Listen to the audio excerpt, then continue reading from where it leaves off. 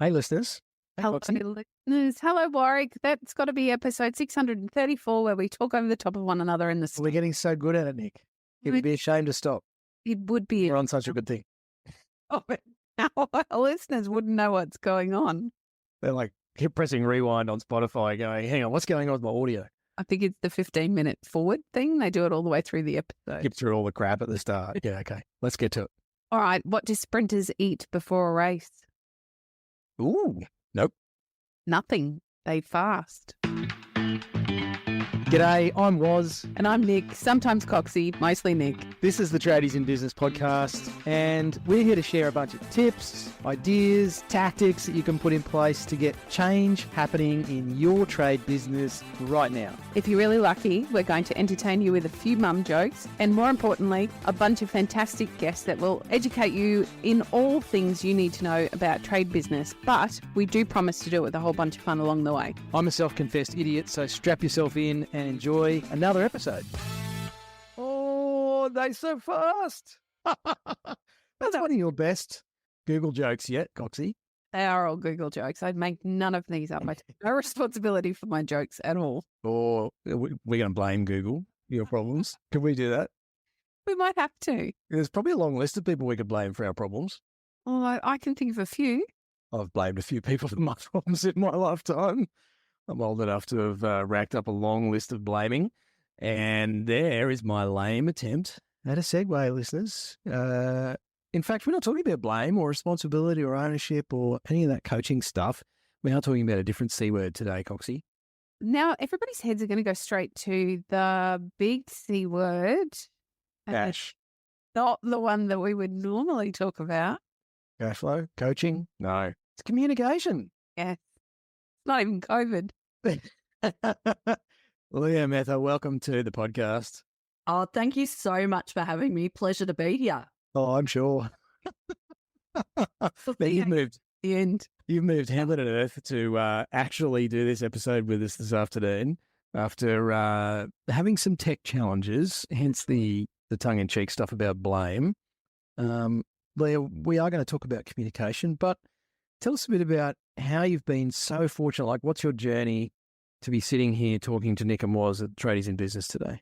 Yeah, so essentially I'm a communication specialist and I work with a whole range of organisations around Australia. And the way I describe it is I help make the people part of leadership and work life easier. And I do that by teaching what have traditionally been dubbed the soft skills like communication. Folks, there's nothing soft and easy about them. Let's just get that out there now. This is the hardest part. People are hard. Self-management's hard. It's really tricky. But how I got here, I actually started my career as a journalist. So communication in that space. I was a news journalist in regional Victoria. I'm a country girl down in Gippsland. And then I went into corporate communications for a while, working in the water industry. So still very much in that space. And then I had my kids. And I had 3 kids in 3.5 years. Some people called me crazy and I called it efficient type A person. You were way right there.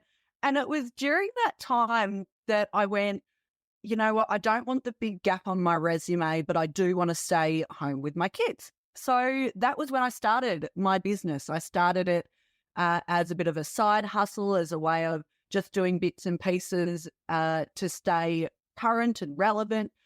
And it grew from there. So what started off as a communications consulting business grew. And then over the years, I was doing a lot of work with tradies in the power industry and in a whole heap of different industries. And more what I was getting asked about was, how do I have hard conversations, Leah? How do I be assertive? How do I, speak to this person or try to influence them when they've got a really different communication style to me? And that's when I started running training and workshops and coming up with my IP in this space. Eventually gave away the consulting side, and now this is what I do full time. I've written a couple of books on the topic because it is tough. No one else thinks exactly like you. And we can always improve when it comes to communication. I'd say to anyone listening, if you're listening to this going, oh, I know how to communicate, the minute you think you know it all, you're stuffed. No one gets it right all the time. No one is a perfect communicator, me included. So there's always something we can look at learning. Funny how the universe sends you someone to challenge you. As soon as you think I've got this nailed, I'm a great communicator, and then boom, somebody comes into your life to challenge every bit you thought you were good at. Yeah, it's interesting. Sometimes I'm brought into organizations by a leader who will say to me, Leah, I want you to come in and train my team because they're the problem. And I always say to those leaders, cool, I can work with your team, but let's start with you. Mm-hmm. And occasionally I'll get those leaders say, oh, no, this isn't about me, Leah. This is about the problems over there. I say, yeah, cool, we'll get to that, but let's start with you.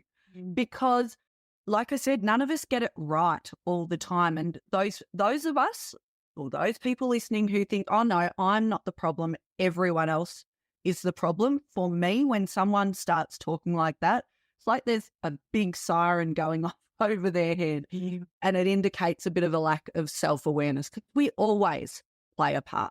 Yeah. You've just described to a T my late father, who was a tradie, and must have said like 3 or 4 times a week, I don't have any problems. You're the one who's got the attitude problem, or you're the one who's getting all emotional about it. It's like, not sure I can have this conversation with you, Dad. Yeah, because look, it's quite a natural thing to do. A lot of us go to deny, blame, justify, and defend, okay, rather than personal responsibility. And where I start when I'm working with people on how to improve their communication is I say, let's forget other people for a moment and let's start with you, because you've got to lead yourself first before you can communicate or lead with other people. And that requires personal responsibility for how you communicate and behave with no room for yeah, but. And we are good at yeah, but. We say, oh, yeah, but Leah, I'm dealing with this person and they're a pain in the butt. Yeah, but Leah, have you seen the people I work with? Jerks. A lot of them. They're the problem. And it's not to excuse poor behaviour from other people. Absolutely, we need to be able to hold them accountable. But we have to also look at our part, and is our communication helping or hindering our success? Because there's not a one-size-fits-all approach here. And whether you're a tradie, whether you're the leader, whether you're a member of a team, different strokes for different folks, right? It might be that I communicate with you, Nick, and you like direct communication, so we can have a very robust communication back and forward. And Waz, you prefer, you get a bit defensive if I come in too direct, and you're more of a quieter person, perhaps. So actually, I've got to do a different approach with you to try to engage. Nick's laughing right now. Because you've nailed us. I'm so quiet. The most common response I get from people who maybe have never done work in this space before, they'll say things like, why should I? Bad luck, like it or lump it. This is who I am. Yes. Take it or leave it. And my response to that is people drive performance. So in the leadership space, why should you care? Because if you want people doing their best work for you, they need to want to work for you. And you need to be able to get the best out of your team, and they will be diverse. So regardless of who you're dealing with, I need to be able to connect with you. With customers, I need to be able to communicate in a way that builds trust, that no customer is exactly the same. I need to not change who I am. It's not about being inauthentic and fake, but I need to recognize that I've got to adapt and adjust depending on what the situation requires from me. I think that's a great overview. It's one of the things I find, and we were talking off air before we jumped on and pressed record, was we coach and work with a really diverse group of people, and they all have very different communication styles. And I'll be the first to put my hand in the air and say I am by no means an expert. I frequently get it wrong. And it's fascinating for me to be able to step outside. And this is a skill that Warwick keeps me very accountable for. And we've had to both work together to grow and develop, step outside of the communication and look a little deeper to understand, okay, how have I created the response that I'm getting? from the communication exchange that we've just had. And I think that's not something that many of us, well, we're not taught to do that, are we? It's not like in school you're taught how to communicate with someone. Yeah, exactly. And it's why, so in the framework that I teach in my first book, The 5 C's of Effective Communication, communication is the last C in that process. It goes choice, control, consideration, courage, communication. The first half of that model is on the self-leadership part. Now, when I work with people on that, and just as you've said, that bit about personal responsibility, the emotional intelligence to go, why was I triggered by that person? Am I regulating my emotions here? The reason that I go there first is because if I just give you the tips and tricks on how to have the conversation, you won't be able to use them if you're not regulating yourself first. So for those people listening, go, oh, just give me the answer, Leah. Just give me the silver bullet. First off, there's not one because everyone's different. But also, you can have all those tips and tricks and not do them. Knowing and doing are two very different things. So we have to ask ourselves questions like, what's it like to be around me? Ouch. Sometimes the answer's not good. Is my communication helping or hindering my success? Am I modeling the behavior I want to see in others? Or perhaps am I saying my team should get better at taking feedback from me? And who's the worst at taking? Yeah. Setting the worst example. Yeah. It all seems so logical from a male point of view, but it's it just seems obvious and common sense that I would have to be sorting myself out before I can communicate better with others. And yet so many of us, myself included over the years, make it about everybody else. And yet this seems like breathing, communication for humans is such a fundamental part of our existence and our membership of society. How on earth have we all gotten so crap at this? Yeah, there's so many ways I could answer that. A couple of things that I would say is common sense is not common. Correct.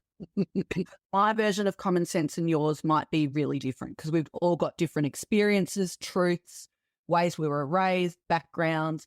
And that's one of the key issues that I see cause conflict in communication. We make assumptions that everyone else thinks like us. The other thing I would quickly say there is don't confuse simple and easy. You're right. It is simple. A lot of this stuff it makes sense. I get it. I need to manage myself first. But we are emotion-driven beings as humans.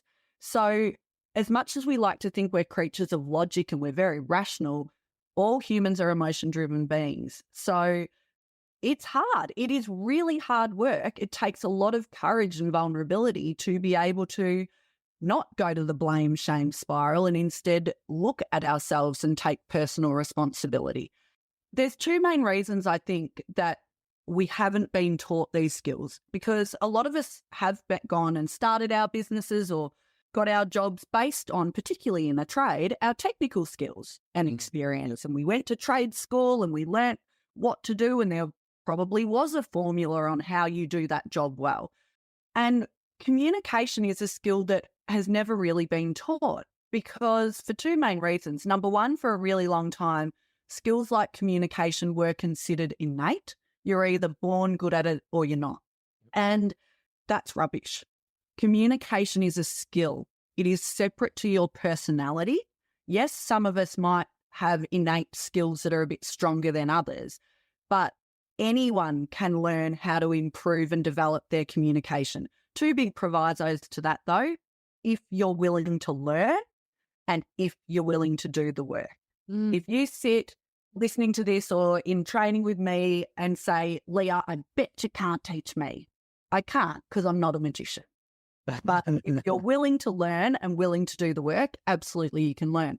The second reason for a really long time these skills haven't been the focus is because probably, I reckon, until the last 15 years or so, they were seen as the fluffy extra, and the name soft skills didn't help. Yeah. The name soft skills comes from the US Army, and it was shooting a gun and driving a tank was a hard skill, and every other skill in the world was a soft skill. Mm-hmm. But where it's got confused over the years is people going, soft skills means it's fluffy and light and soft and not as important as my technical skills.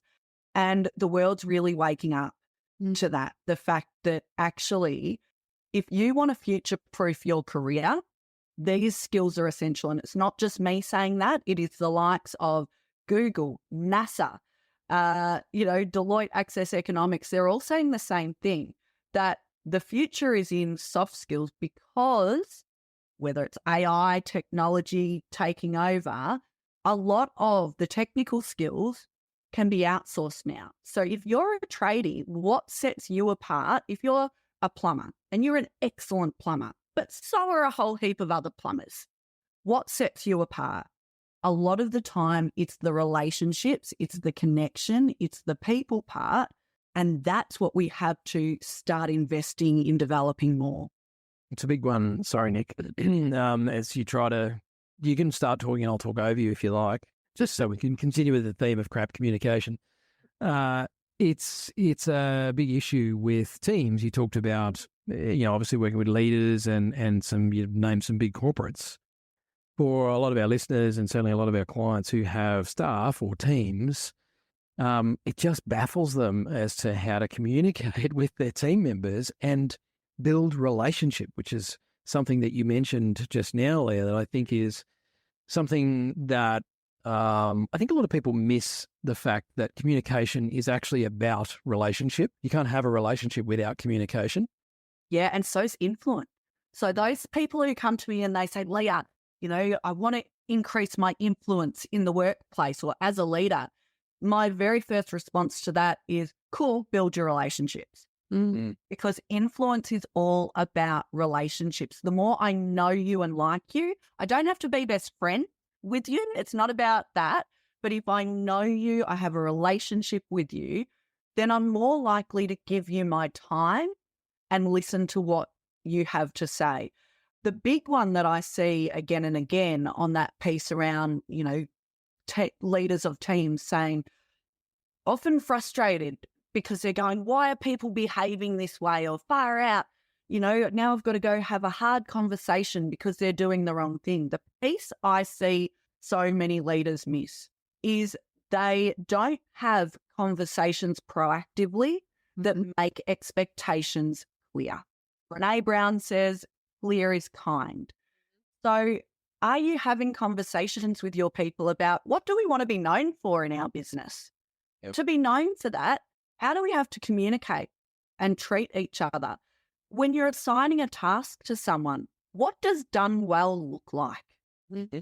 Are you being explicit in that, or are you just saying go and do the task and then getting frustrated that they're not doing it properly and not reflecting on the fact that you did not set them up for success?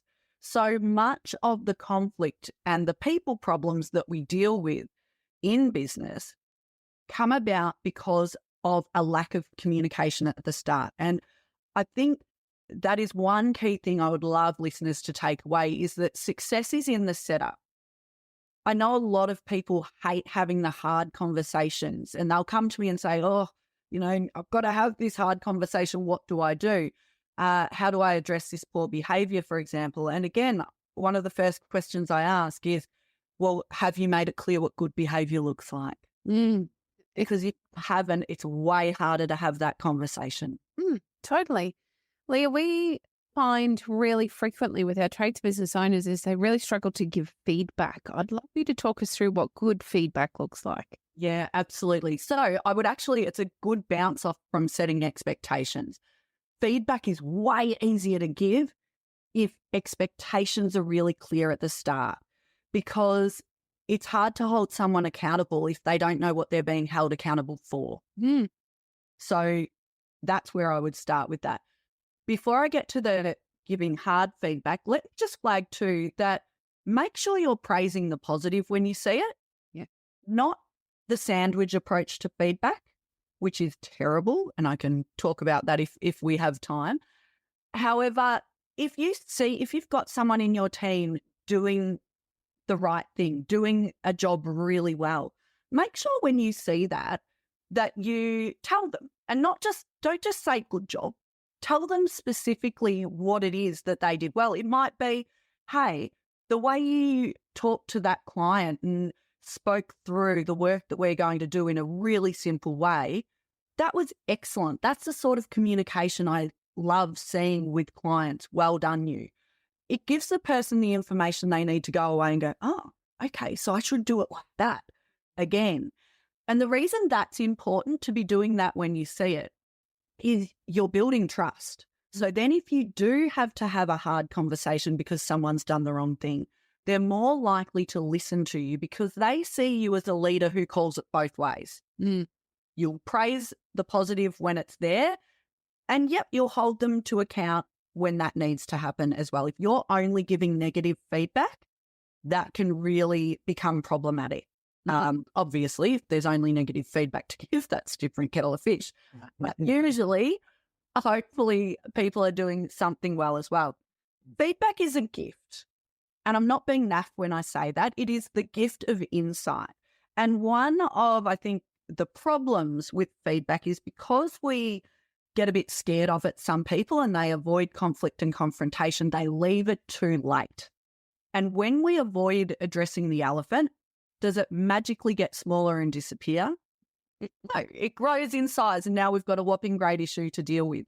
So if we see feedback as a gift, it is given with permission where possible. Now, what I mean by that is saying, is now a good time?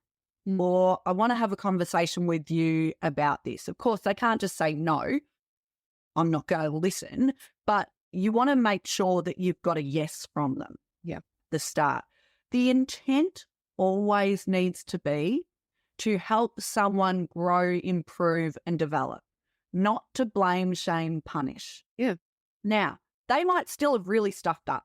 You might even be having to give them feedback that the stuff up is so big that you're terminating their employment. But you can still give it in a way that is holding them accountable, but showing them this is what you need, what you've done, and what I don't want to see you do again because I want to see you be successful from here. So the intent is always to help someone grow, improve, do better next time, learn from it. It should always be for the person, not about the person. So focus on the behavior, not the person. So it's only a slight difference, but it makes all the difference. If I say, Nick, you're too aggressive and the way you spoke to that one was awful, you're just a horrible person. Of course, you're not going to take that well. No. But if I say, hey, Nick, the way you spoke to Waz in that meeting, that it might not have been your intention, but that actually came across as quite aggressive. I'm making it about your behavior. I might be criticizing your behavior, but I'm not criticizing who you are as a human. Yeah. And the final one there, as you can see, I'm doing the acronym of GIFT. The final one is it should be timely. Yes. Not necessarily in the moment, if that's not appropriate. Perhaps it's in front of a client or a customer. But feedback should not be something that you hold on to. It should be something that you're giving regularly so people know how they're tracking. No one should ever find out that they are not performing in a performance review. Yeah. Ever. It still happens all the time. But that's just grossly unfair to have someone think they're doing okay and then get hit over their head with your performance or your behaviour's not up to scratch. And the more you get practiced at giving feedback regularly and having coaching conversations, which no doubt you speak about often, one-on-one with your people, then it's so much easier because people know how they're tracking. Absolutely. I was going to move forward. I'm going to go backwards now and ask about the shit sandwich. Yes, you're not going to do that to me. I'm feeling defensive and attacked already. Exactly. Look, the shit sandwich, it's not always shit, but it often is shit. Okay? It is often shit. If it's genuinely you're giving overall feedback and they're doing things well and there are some improvements, cool, that's fine. But where I see leaders really come a cropper with it is when they do need to have a hard conversation with someone. Yeah. And they're nervy about that. So they do the sandwich approach. So I'll fluff it up at the start and say the lovely things, and then I'll quickly say the bit that's hard in the middle, and then I'll fluff it up again at the end. Now, what can happen here is it can go one of two ways. First off, it can be unclear Yes. you're actually getting at. Mm-hmm. Yep. Like some people will, depending on their personalities and their styles, some people will know you're fluffing around it. Now, direct communicators, they'll be like, oh, come on, don't try to blow smoke up my bum. Like, you just meant that bit in the middle. Yep. But what happens more often and is a bigger risk to you is you've fluffed it up so much at the start and the end, and then gave me that little bit in the middle, and I walk away going, doing all right. Yeah. Oh, there was that little bit in the middle, but gee, you said all the good things I'm doing. So, okay. And then I come to work and do that thing again, and your head nearly explodes because you're like, I spoke to her about this yesterday. But because I'm not clear, I didn't get that. So a much better approach is to explain the why at the start. Absolutely give them the positive intent. So it might be that, I can really see the potential in you in this business, and I want to see you succeed, which is why I need to have a chat with you about the way that you're presenting to customers. And then I get into the feedback. If I frame it like that, I'm giving you my positive intent. I'm showing you, I'm not trying to beat up on you here. I'm actually trying to help you. And you're more likely to listen to me, your ears open. But then I'm being really clear about what it is that I'm seeing, what I'm hoping to see change. And it can be hard to hear these things. I'm not going to shy away from that. But kind feedback is feedback that helps someone improve. Nice feedback is not kind. Yeah. This feedback is where I tell you what you want to hear, or I fluff it up so much that it is not clear and you're not set up for success to go out and make the changes that you need to make. So feedback, clear, compassionate, yes, empathetic, yes, kind, yes, but it needs to have that clarity, and the shit sandwich often doesn't. It's the best summary I have heard of that. And you're absolutely right. When I think about times I've been dealt a shit sandwich myself, it's usually from someone who isn't particularly strong at communicating. So they're relying on that to be able to have that difficult conversation, and therefore it doesn't come across the way it needs to. It's a really good explanation. I'd like to talk about the differences in assertiveness and aggression. And I'm thinking about the people that we broadly talk to on a day-to-day basis. And lots of those people are tripped into being aggressive through fear or a lack of understanding or being uncomfortable. And I wondered maybe, Leah, if you had some tips on how to recognize yourself when you are being aggressive rather than assertive. Absolutely. I'm so glad you picked this up, because I work with a lot of people who will try to tell me that they're assertive and they're unintentionally aggressive.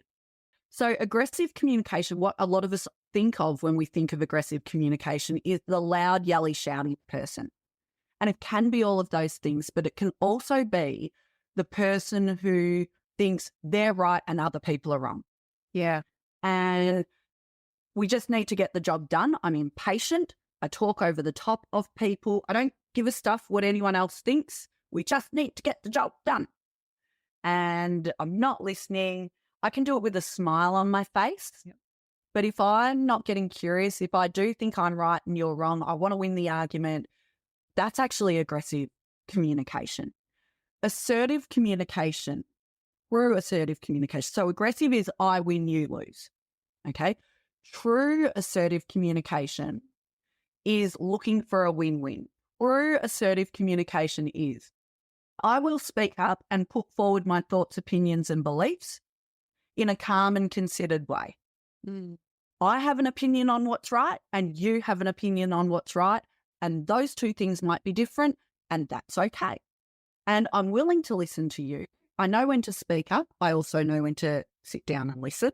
And my focus is not on winning. It's trying to get the best outcome. And if your idea is better than mine, I can park my ego at the door and consider your suggestion and go, actually, that's a better idea. Let's go with that.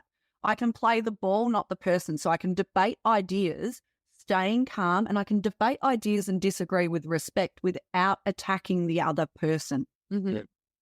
So when we tend to go into aggressive is when we're getting into that blame game. Yeah. When we are not considering or listening to the other person. And it is something to be aware of. I know my style is assertive in the workplace. However, I have lots of strong opinions.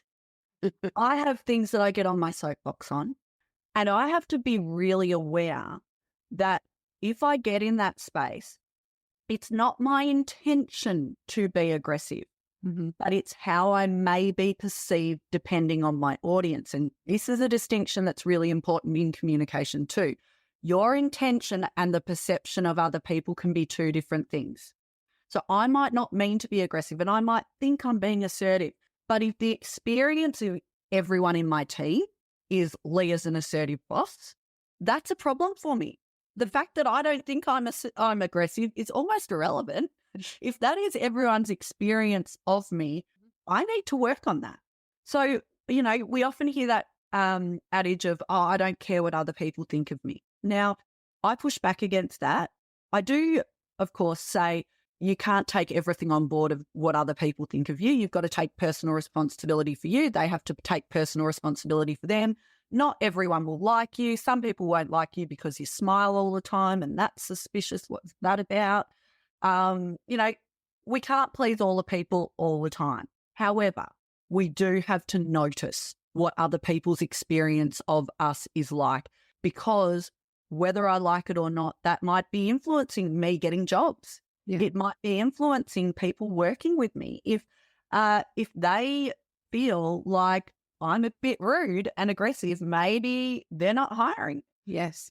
I gave the example off air before. If I'm telling people that I'm going to be at their house between 12 and 2 on a Wednesday and the client has taken the day off and I just don't show up and I don't contact them to say that I'm running late, well, the perception is that, potentially that you're incompetent, that you're arrogant, that you're rude, that you don't value my time.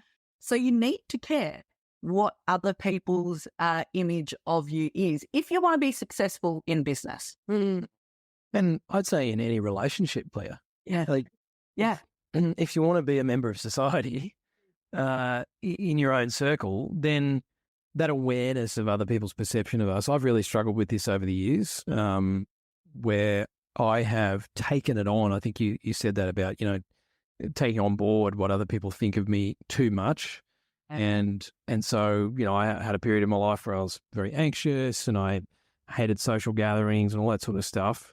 You could probably say that I'm still like that because I moved to Tasmania and ran away from the rest of humanity.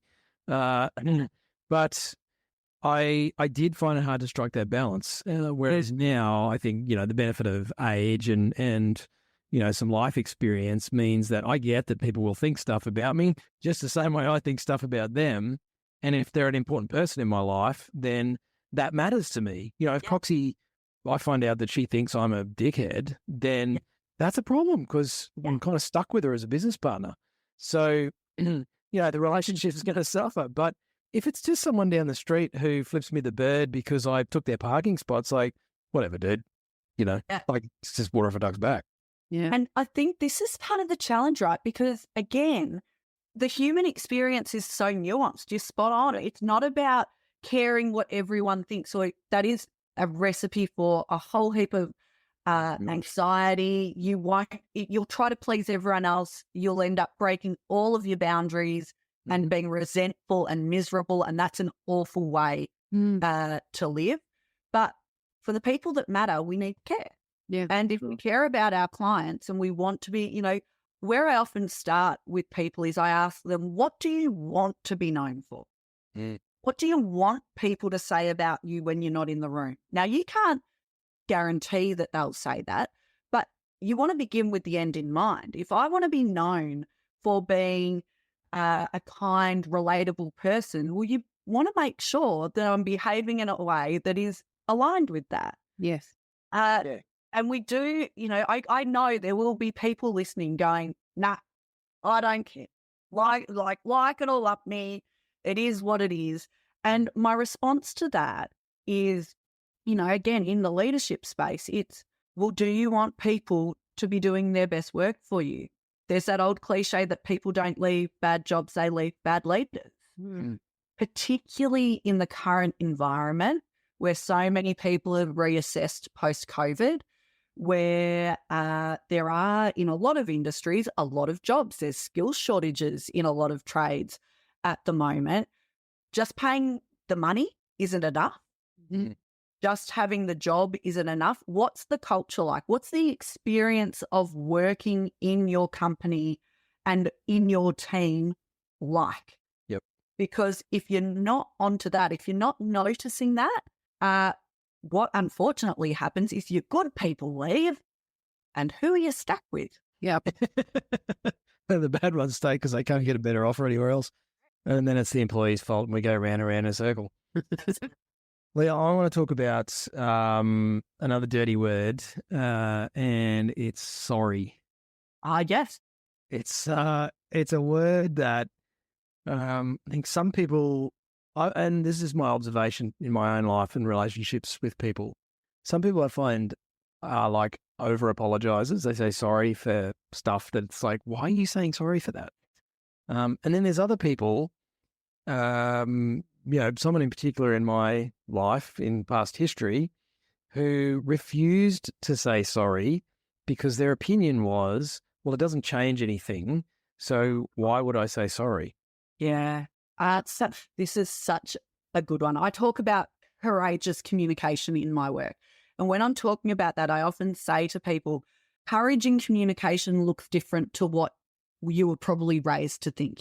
Back in the day, it was to be a courageous communicator, you were that really assertive person and you always spoke up and put your opinion out there and you were very firm and very direct. And, some of those elements are important. However, courageous communication is also owning your mistakes when you make them, and every single person will, because we're all human and none of us get it right all the time. Owning your mistakes, apologizing, and crucially, making amends. So I just want to talk through that briefly. So owning your part, that personal responsibility. Saying sorry. Now, what word does not belong in an apology? Any ideas? Bingo. Yeah. I'm sorry, but you didn't tell me where the Zoom link was. The minute you say but, you negate the apology. Yeah. So, I'm so sorry I yelled at you, but I'm just so stressed out at the moment. No. No. I'm so sorry that I yelled at you. I should not have spoken to you like that. Full stop. I'm owning my part. Now, the fact that I'm stressed out may be relevant, and I can still add that as context, but it's the next sentence. Yes, right. I am really stressed out at the moment. Clearly, it's impacting my communication. I need to do something about that. That's fine. You can add it as context, but don't tie it to the apology. The make amends bit is crucial too, because some people get very good at apologizing and they don't change their behavior. Yeah. So I might be saying sorry, but if I'm screaming at you every day, well, I don't care that you're saying sorry to me, Leah. Can you just stop screaming at me? Would be lovely. So we've got to try to change the behavior. I have seen this play out. I saw a manager scream at a team leader in an open planned office and storm out. And he had a meeting with her later that day on something else, a totally different topic. And he pretended like nothing had happened. And he just was really nice to her in the meeting, didn't acknowledge the screaming, just pretended like nothing had happened. And she lost all respect for him, and so did everyone who saw it happen. What he should have done is, after walking away and realizing that what he'd done is wrong, regardless, even if she had made a mistake, his response was not okay. He should have owned it, apologized privately to her, and then in that case, he should have addressed it with the whole team and owned the fact that that behavior was not okay. On the flip side, as you said, was some people over apologize, and that's what we usually see from our passive communicators. Yeah. The people who are the people pleasers who, oh, I'm so sorry.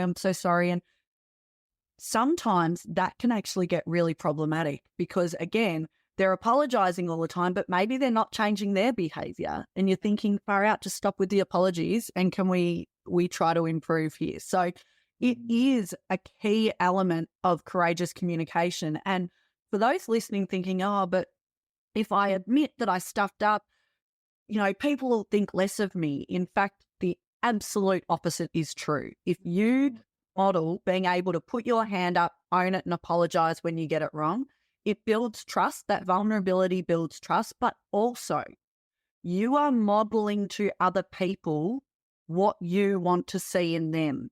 Because if you want your tradies to, if they stuff up, you want them to come to you and tell you. That's right. Then you have to be showing them what that looks like and that it's safe to do that. Because if someone comes to you and says, oh gosh, I'm so sorry, I've made a mistake, and you just ream them, you just scream at them and punish them, well, guess what? People start hiding their mistakes because, gosh, I don't want to get my head bitten off. So you can be frustrated, you can be annoyed, but am I looking for the learning there? Yeah. I was taught, it's an interesting one. I was taught many years ago, if I was late for something and I hadn't communicated, not to actually say, sorry, I'm late, but to say to somebody, hey, look, I really appreciate your patience. Thank you for waiting. And the psychology apparently behind that was that so many people are late and they just say, oh, sorry, I'm late, and like just brush it off, that the thank you had more impact. So are there, I mean, communication is so nuanced, as you said, and I don't want to get stuck on this particular issue because I'm not late at the time. There are some assertive tricks like that where we can say, it might be in an email that you've been caught up and it's taken a while, thanks for your patience. I'll do that sometimes if I'm sending off a proposal that of course I haven't just missed the deadline and said, thanks for your patience. But if it has taken me a bit longer, then I'd hoped that was my own deadline, not their deadline. But if it was their deadline and I've missed it, I'm not missing it and then apologizing, folks. I am flagging it early that I'm going to miss the deadline. Again, communicate early. There can be sometimes the being late's an interesting one. If it's a rare occurrence, it might be a thanks for waiting. But what I will say is when you're late, it's not your intention, but what it can be. Sometimes it's a genuine, I'm late, there's a situation, I'm so sorry that I'm late. Sometimes, though, it's a respect issue. And I want to share a quick story with you. I worked with a leader who had someone in her team who was frequently late to meetings. And she tried addressing it with this guy multiple times, but she was doing it from her motivations and drivers. Now, she was all about a high-performing team, and she was saying to this guy, you need to be on time. We're a high-performing team. We are not late for meetings. And he was like, oh, it's 5-10 minutes. Like, what's the biggie? And he kept being late. And when I spoke to her, I said, you're going to have to come at it from a different angle because he's not getting the value. What does he care about? What are his motivations and drivers? And she said, well, he cares about relationships. The reason he's late is he talks to everyone on the way to the meeting and he ends up being late. So I said to her, right, have the conversation with him from that angle. What she actually said to him was this: it may not be your intention. However, when you're frequently late to meetings, the message it's sending to the other people in the room is that your time is more important than theirs. And it's having an impact on your relationship with people in the room. Now, he hadn't thought about it like that. He was going 5 or 10 minutes, but this was a pattern of behavior for him. It wasn't the 5 or 10 minutes. It was a respect issue. So the reason I just share that story, and again, it's that nuance of being late. If you're frequently late and you're walking in 10, 15 minutes late on the regular going, thanks for your patience, you are pissing everyone off. That meeting going, what? Because we just wait for you. And I don't have a million things that I should be doing right now, and you think you're more important than me. So it's causing resentment, distrust. You can really, and it's often those little things that have a big impact. And again, people get confused with this and they go, why are people so upset about 5 or 10 minutes? Again, it's not about the 5 or 10 minutes. It's about respect. Exactly. So in that situation, you would be apologizing. You'd be trying to address the behavior if you're frequently being late. But I think, sometimes I think that thank you for your patience. If you're a chronic apologizer who's apologizing when maybe you shouldn't, looking for those ways of twisting it around is important. I particularly see this with women. It's a generalization, but I do see it more with women who have been conditioned to be people pleasers, that they'll be apologizing for things that they shouldn't be apologizing for. Like, don't apologize for doing your job. Like, but sometimes the apology is warranted. I'm so sorry that I'm late. You know? And I think the ownership piece is really important no matter which approach it is. It's, thanks for your patience. I didn't leave enough time for traffic, or sorry, I'm late. I let the kids distract me from my calendar. Whatever it is, it's like I'm taking ownership of the fact that I disrespected you and I just, crapped on our relationship. Yeah. And so, too many people just blow in and don't say anything. Yeah, and I think that's probably the main point is you got to acknowledge it. Like, you were late. There was an agreement and you broke it. Yeah, acknowledge it when you come on. And if you can, I get that sometimes we can't because, like you said, you've been caught up and it really is, oh my gosh, I'm late. And the first contact is where you go, I am so sorry, I lost track of time. That's on me. But if you are stuck in traffic, for example, and you're going to be late, send a text message, make a phone call if you're going to miss a deadline, because life happens and something's come up, or you've promised to ring someone back by the end of the day and you're not going to be able to. Again, this is that communication piece. Don't just not do it and ring them tomorrow afternoon and then say, oh, I'm so sorry, I got caught up yesterday. If you know in advance, you can't always, but if you know in advance, even a quick text message or some form of communication to say, I'm so sorry, I'm not going to be able to get there today. Could it be tomorrow? People are pretty understanding if they know, but it's the lack of communication that really causes that anger and frustration. It's the text 10 minutes after someone's late to say, oops, sorry, I'm going to be late. I'm still 20 minutes away. That really infuriates. It's like, what, half an hour ago you didn't know you were going to be late? Yeah. You couldn't text then. I've been guilty of over-optimistic timeframes over the years, particularly when I was a sales rep. It just happened so often. It's probably why I didn't meet my targets. There's one last, there's a couple last questions I want to hit you with, Leah. So we've talked about this a fair bit, and you've shared some really great tips and content around leadership and leading teams and having tough conversations. What about when, and I'm thinking about a particular member of ours, and they're representative of quite a lot of the clients we work with over the years. You yourself are not great at leading others and being assertive with communication and giving clear instruction. And so you employ somebody with the intent that, okay, I want them to be a team leader or, a foreman or a supervisor or whatever it might be. And then they don't actually bring the goods. Now I've got two problems. I suck at it. My team leader sucks at it. How on earth can somebody get themselves out of that pickle? Real pickle, and I think where we get into that pickle partly, I mean, absolutely. If it's not your strength, I'm all for bring someone else in with the strengths, but that doesn't absolve you of working on this stuff yourself. Yeah. Mm-hmm. So that piece around that we went right back to where we started around no one is perfect, but this is a skill that we can improve. Every single person listening should be working on improving this stuff. Yep. No matter how good you think you are at it or how bad, we can all be developing these skills. And I think, even thinking that through, I think part of the problem is recognizing the need for these skills. I often talk about the difference between management and leadership. management is focused on tasks, leadership's focused on people. I work with, and no doubt you do too, I see it a lot in trade-based businesses, great managers. Yeah. They're good at the task, they're good at the planning, scheduling, directing, telling people what to do, but it's that people bit. Like I said, you don't always have to be great at it, but if you are, I know actually, I think it's Telstra that now at their exec level, they actually hire two different roles rather than expecting the person to do both. They hire the technical expert person and the people-focused person at that leadership level because they recognise the skill set difference. If you are bringing a 2IC in, make sure you're hiring for the right things. Yes.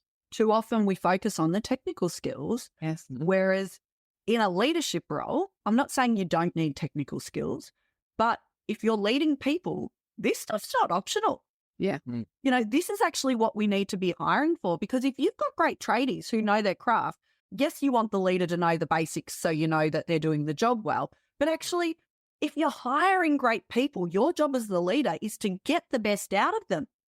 It's not to be actually doing the work yourself. So a great leader doesn't have to be the best tradie.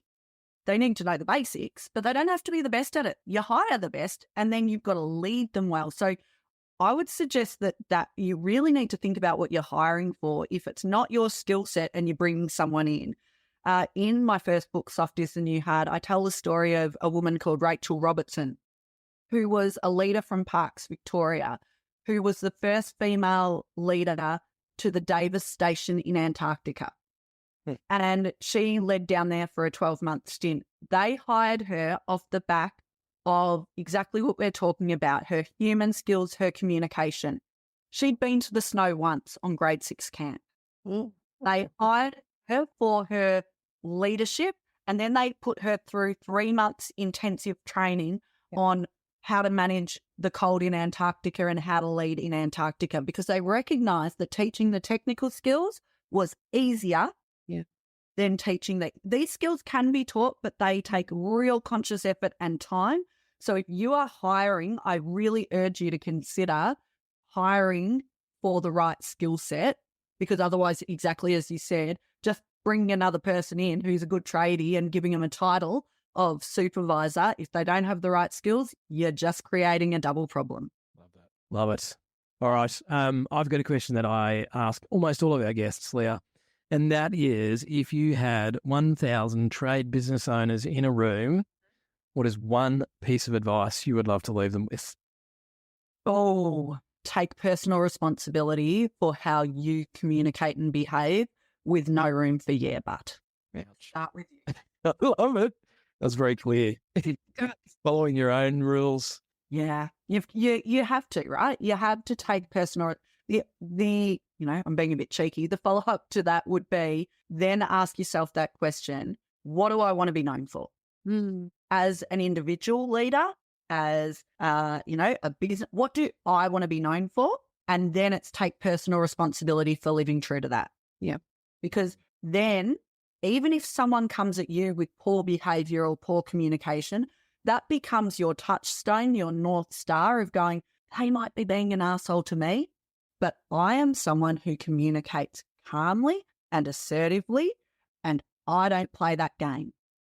But if you're not clear on who you want to be and what you want to be known for, it is really easy to get blown off course and react to how other people come at you. So you've really got to take personal responsibility for how you show up and be clear on how you want to show up. Love it. Thanks, Leah. That was fantastic. Now, I'm sure some of our listeners, probably a bunch of tradie wives who want their husbands to get more lessons on this, I suspect, are going to want to know more about your book or your books and what you do. What's the best place for people to find you, Leah? I'm sitting here giggling because I've got to say, in every workshop I run, we end up talking about personal relationships. Communication, whether it's at home or in the workplace, most conflict comes down to a communication issue.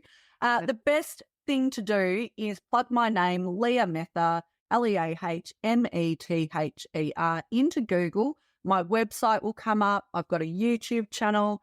All my socials, I've got 2 new books, Soft is the New Hard, How to Communicate Effectively Under Pressure and Steer Through the Storm, How to Communicate and Lead Courageously Through Change.